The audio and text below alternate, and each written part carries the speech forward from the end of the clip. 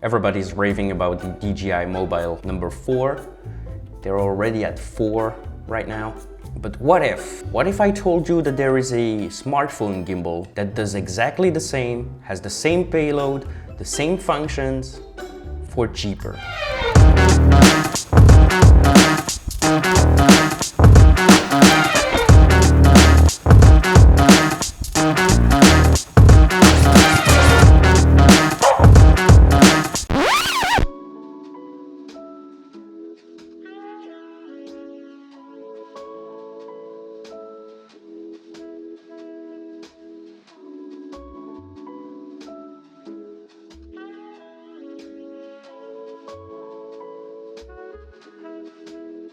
I've never been a big fan of mobile filmmaking, and even if people like Andy To or the Moment guys are delivering impressive content, I personally am not really a big fan of. When Moza reached out to me and told me, bro, we have a new gimbal coming out. It's called the Moza Mini MX. Do you want to test it? I was a little bit unsure if I really want it. So they sent to me this little weird thing, which is the Moza Mini MX.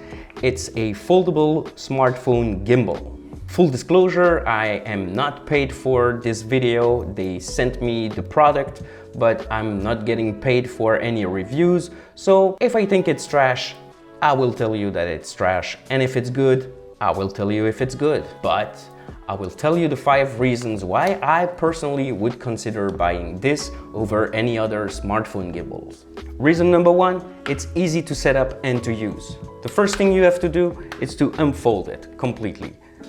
Like this. Then you take your phone, you put it in the phone holder, you turn it on, and voila. How much time is this? I will make a little counter. I think that was less than a minute.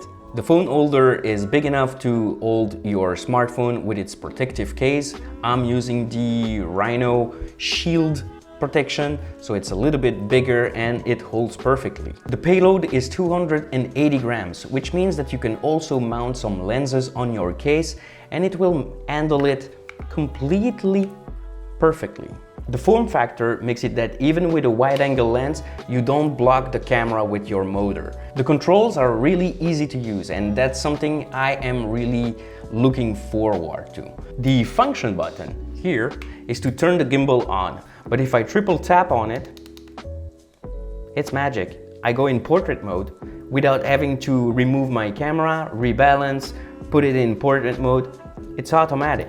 And if I triple tap again, I'm back to landscape. The zoom button is, well, for zooming. That's kind of obvious. But if I click once on it, I'm going to pan and tilt mode. So I can pan and tilt. And if I double click on it, it's going to automatically zoom. It's gonna zoom slightly and slowly automatically. The zoom out button is quite obvious. It's gonna zoom out. If you triple press on it, it's gonna zoom out automatically. And if you press on it, you enter FPV mode. Then you have the smart trigger. If you press and hold, you start into full lock mode. If you double press on it, it's gonna recenter your camera. And if you triple press, you go from front camera to back camera.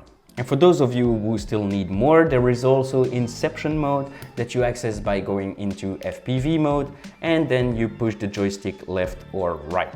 And for those of you who are still wondering why this tripod is in a weird place, well, actually it's a smart place, because if you take your gimbal just like this, it's gonna bring one more point of stabilization. Reason number 2, native Bluetooth support. It's really amazing because you just turn the gimbal on and it automatically recognizes everything works perfectly, and then you can use your gimbal record button in Instagram, Facebook, the native camera app. You can use it everywhere and without using specifically the Moza app. Reason number 3, tracking mode. I've tested many times tracking modes on different gimbals and it always felt a little bit gimmicky. But this time the Moza Mini MX doesn't disappoint.